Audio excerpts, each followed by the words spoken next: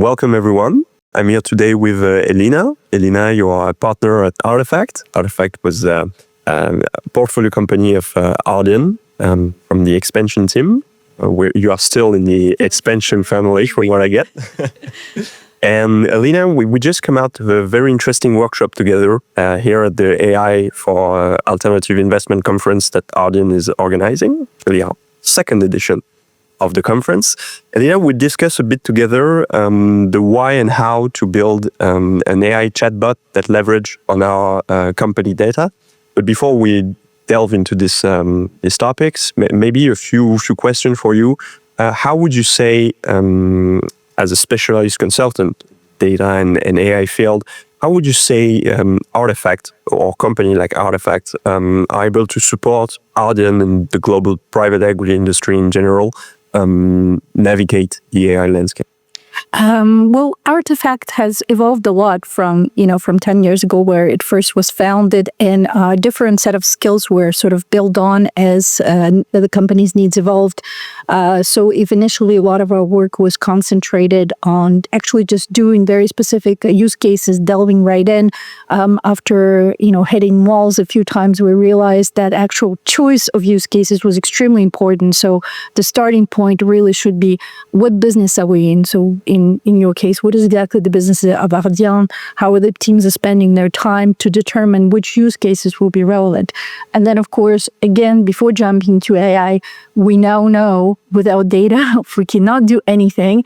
So in that way, I thought it was rather visionary on your part to actually invest first and foremost into your infrastructure and building your data platform. So when we start bringing AI and you want to use it to crawl through your structured data to go faster, better, the data is already there, it's clean, it's ready to go, versus a lot of the companies doing it the other way around and hitting walls as we have probably in the past. So we really work sort of across like a pyramid. First layer, top layer is use cases and vision. What are we trying to achieve? Second, what should be the operating model? How do we connect the needs of investment teams, which is the core of your business, to people like you, the data scientists? How do we get you to work together? How do you choose your cases? How do you deploy them? How do you train people?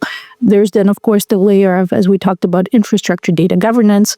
And last but not least, again, as you know, change management. So all of these 4 layers are extremely important, and this is where Artefact got very strong. And because we're able to work across this entire pyramid, I think that's what makes us a valuable partner for a company within your industry and, of course, your size. For sure. I think Artefact has been a really key stakeholder in building our data platform, like you mentioned, but also Gaia, so our generative AI platform that's leveraging actually on data that we have. And what you mentioned is also really true, because this is basically something that we have been observing here at Ardian. And I think generative AI is actually a tremendous leverage for change management, because what we have observed compared from my experience in the past is that when you're talking, of course, about data governance, data quality, and so on, no one is really, I would say it's not sexy, no one is really interesting by those things, right. but they are key. But now with, I would say, generative AI, the fact that you can create amazing use case and get crazy results with LLMs and whatever, people suddenly get really interested. And they say, okay, but so what can I do myself in my team or whatever to be able to leverage the full capacity of the AI? And often, like you mentioned, the answer is, first you have to align on the data governance and so on. And then they really get really motivated, So that's really amazing to see that with this particular innovation, we're able to work on the full chain of the use cases, the technological use cases, from really the infrastructure and data up to, I would say, the AI or generative AI part. So I think this is really something that is key today. It's key for Ardian, but it's also key for our participation, our investments. Yeah. And we have a duty as investors also to help and support our company in the AI field, but like more broadly, specific things that we have observed in the past, that private equity has evolved so much right now. And it's no longer just a matter of investing and bringing financial capitals to industries and to companies, but you also need to bring something more, operational excellence, data knowledge, and so on. And so we also have on AI a duty to support them and help them toward their value creation journey. As a consultant, also I have seen a lot of different industries and not just private equity. What would you say the current AI landscape across industries is? I'm assuming it's like pretty diverse, right? Like we don't have all companies at the same level, not industry at the same level, and something. Is this something that you have been observing as well? Of course, and I think we have to remember also that sort of the excitement around AI has come in waves and layers. So in different industries were impacted and some got excited earlier than others. Because of the nature of their data, they got off to a much earlier start. But you also have companies in, transportation sector, the coming of machine learning, which made a huge difference in the accuracy of forecasting, and then everything around operations research, optimizing under constraint. So a lot of the companies for whom data was really at the core of their operations, it could make a huge difference. They jumped the gun a long time ago. You can imagine, optimizing the transport routes. It's really, you can save so much money by sending them on the right place, by making sure the truck is full. So a lot of the industries, like digital natives, those who had data at the core of operations, have been doing, have transformed the way they function through AI. So, and again, there was this more recent wave that really got everyone excited. And I would imagine within your portfolio, you have companies also that are digital natives that probably have been using a lot of AI, but then others that are a lot less mature, often linked to the size of the company. Companies probably in sort of hardcore manufacturing sector, hardcore physical product sectors. They didn't have to, they didn't have to go to AI. Until recently, their business was fairly protected, so they didn't have to worry about. But today, that's not the case. And even if not every sector is equally threatened by the arrival of generative AI, every sector has tremendous opportunities for efficiency gains, for improving operations, which of course has direct impact on the EBITDA, which is something you guys are keen on. So yeah, there's really this is a new wave, and what we're seeing is also even again smaller companies who in the past they were mostly focused on, okay, so now I'm within the portfolio of a private equity firm, so I will look for growth through acquisitions, maybe launch a new product. But now there's a very strong consensus that AI data, not just AI, but sort of data maturity AI, is a major lever of value creation, and we're seeing in particular private equity firms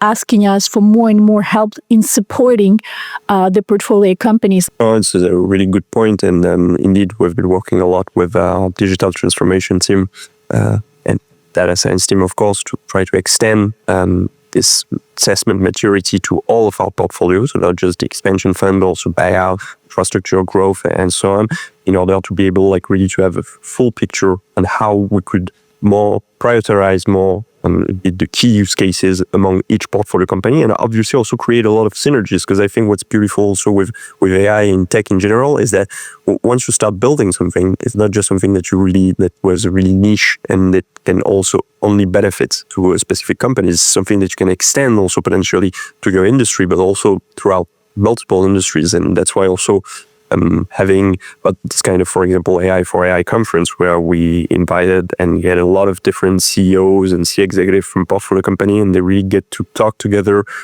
specifically on digital and AI topics. I think this is what makes it really interesting. At least they get to really find and understand that sometimes they are really similar pain points and whatever idea ambition, and they can really try to get common initiative, to try to get to the next step. I want to follow up on what you just said on the recent wave on generative AI. Things have been evolving at crazy pace in the last 3 years. Like we had ChatGPT, then things, I would say, stay quite calm for a few months. And then it was like a tremendous amount of players offering generative AI services or broader AI services. We had the big techs, startups, but also pure player. Thinking, for example, about Snowflake, Databricks, and so on. And I think it's really tough to navigate throughout the many opportunities that you have currently on AI. On one side, some people say that it has been commoditized, sense that not everyone, not just data scientists, not just tech people, can use and leverage AI on their day-to-day work.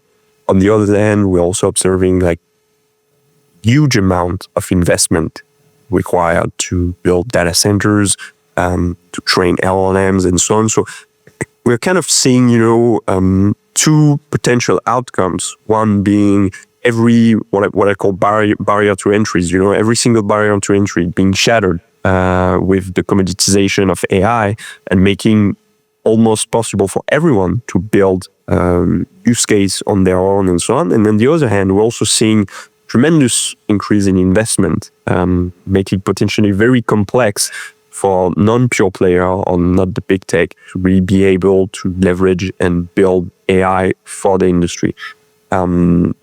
Based on your experience and also potentially your experience with us, because you have been also helping a lot on building Gaia, what would you say could be like an interesting approach today for someone looking at implementing AI in his company or in his team? What could be an interesting approach? Should they go straight away and buy like a generalist product? Should they try to build everything from scratch? So again, this first question is, how core is this?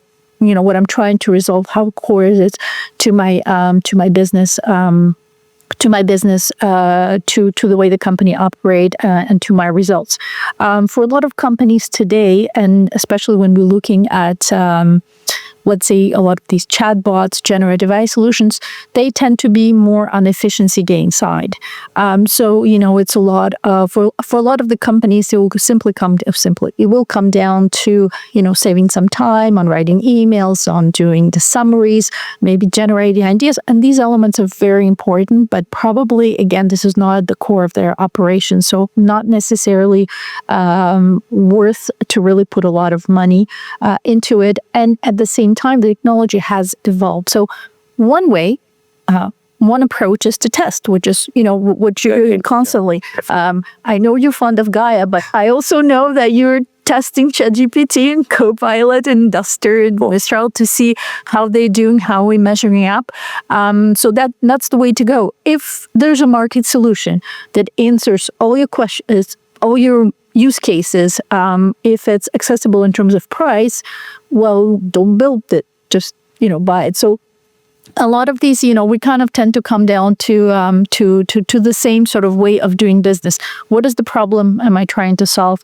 How core is it to my operations? Do I have the financial capacity to actually build something? Because it's upfront costs. You should probably also be looking at sort of the total value of ownership.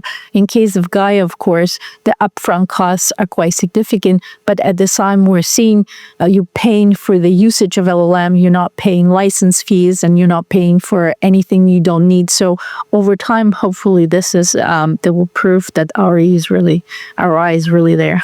It's a really good point, and I think really resonate deeply to what we just discussed during the workshop on how exactly you build a chatbot or services or solution on top of your internal data. Is that we're trying to share some lessons that we learned together during this time? Is that basically a lot of the work, well, going back to the beginning of the discussion we just had on data governance and so on, is like a lot of the work is really at the data and infrastructure level, and not that much anymore. Like the crazy breakthrough that we had on AI, it's more now on data and internal data. When talking about internal data, the only one who can really understand it, clean it, hone it, and so on is yourself. And so if you are doing 95% of the work, of course, going the last 5 miles, is not that complex for a company that has relevant resources, relevant IT team, relevant data science team, and so on. And so indeed, this is something that we have been observing a lot.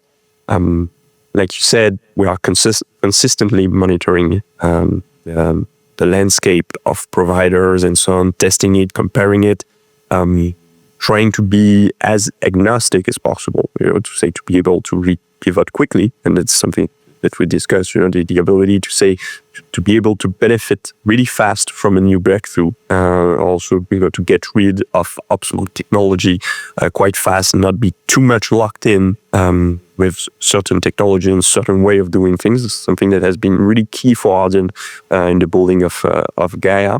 Maybe a last lesson that I've discovered, and maybe it's more related to our own culture. I'm not sure about what's going on out there, is that I've noticed, like you said, that a lot of now the features that we have for Gaia, they actually come from bottom-up initiative. Like we had this global, like we mentioned, vision of saying we want to go this way on our AI strategy and so on. But a lot of features actually came up through the users of Gaia. Through innovation initiative that we had. For example, we discussed in the startup studio that was kind of an entrepreneurship initiative among the company where people were pitching their project and so on. And like some of the project were actually built and deployed in production and put into Gaia. And so what I've realized compared to, for example, external solution and so on is that when you also add these small layers, it doesn't necessarily need to be that much custom or whatever, because at the end of the day, we are relying a lot of our partnership technologies such as Microsoft, Mistral, OpenAI, and so on.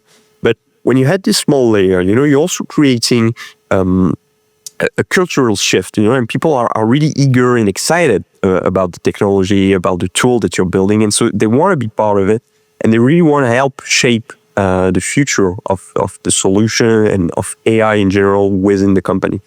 And so this, I found it really interesting, because thanks to that, we're also able to get almost a lot of different pain points from the teams and like really understand that at the end of the day, our vision is really aligned with the operational reality of our business. This is really something that I think is key for Ardian and also key for our portfolio company, and will be even more in the future. Yeah, I think you're absolutely right. And I think it was probably one of the key success factors. And I remember early on, when we started working on Gaia, initially it was kind of within the sort of the data team, but very quickly that changed. You went outside, you've identified the ambassadors, the people who are keen from all over different teams. It wasn't just, investment teams. So that was really cool, because I think that's a mistake that a lot of the companies make when they start building data AI solutions. It stays within technical team. They don't talk to business, or, they speak to them once at the beginning. Okay, you want a dashboard. Okay, now off we go. And this is what made a huge difference, because there was a lot of iterations.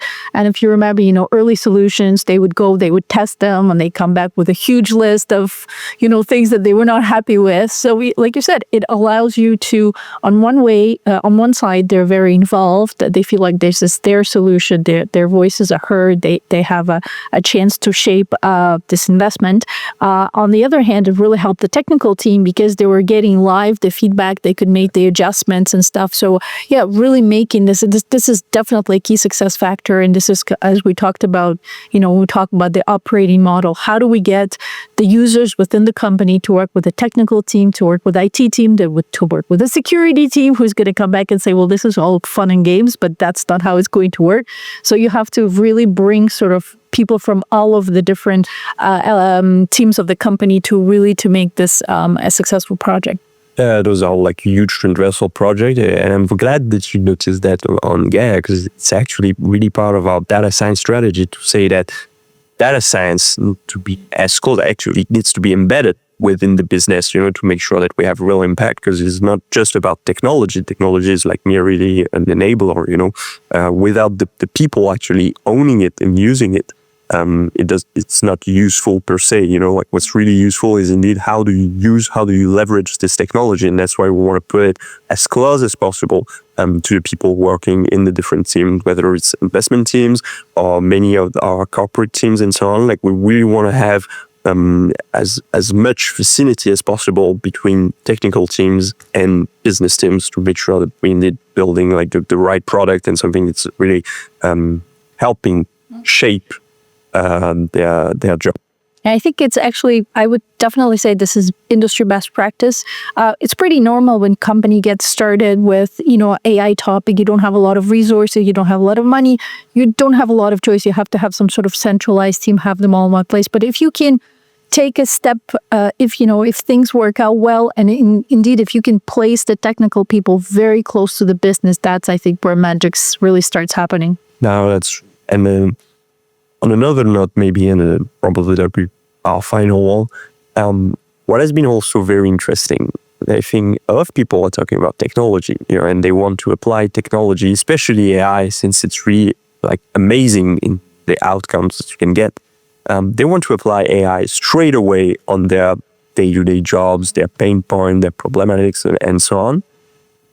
But what we know is that, like we were discussing, of course, there is the data layer first that you need to tackle. But there is also something that says nothing related to technologies that different industries and team has to tackle. And that's a bit more complex. It's directly linked to the business. I think you have a saying for that.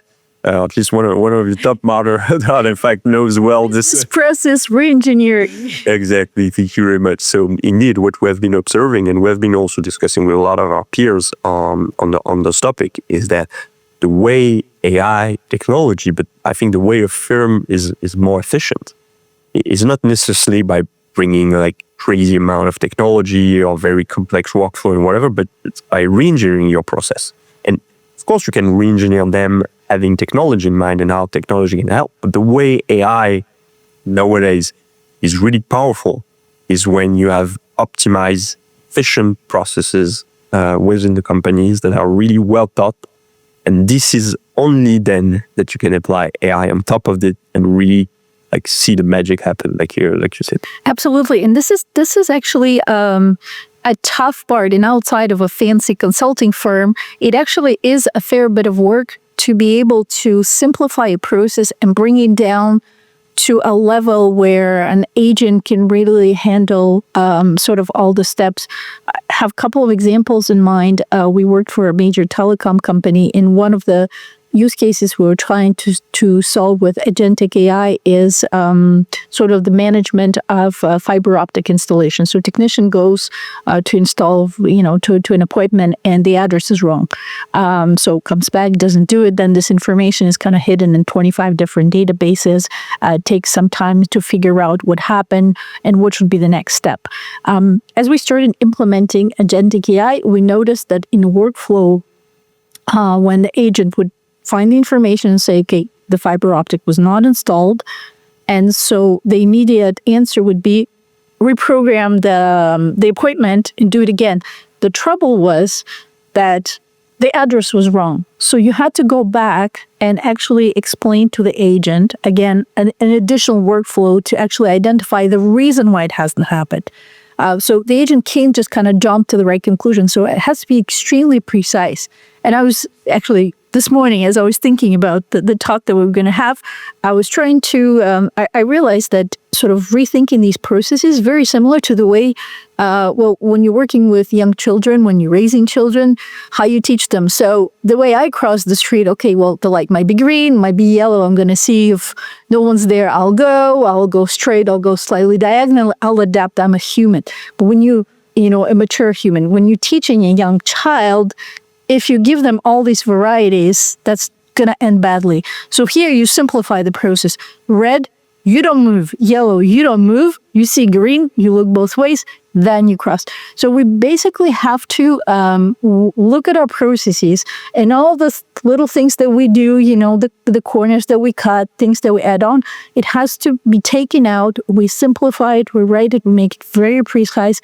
And that's when the agents can start taking over part of the job. And that's really tricky because you have to start with a macro process and actually have to go down to every gritty, needy detail before you can actually go through. So you're right. Once again, the technology is going to be a very small part because right now there are already a lot of very powerful agentic platforms that you can use. But it's the first part that's going to be really tricky for any industry and for Ardian as well, if you want to take it a step further. For sure. Or summarize it and process data and then AI. Exactly. Well, Elena, thank you very much I think this is it. Interesting conversation, and hopefully we'll see you next year at our third edition of the AI for AI conference.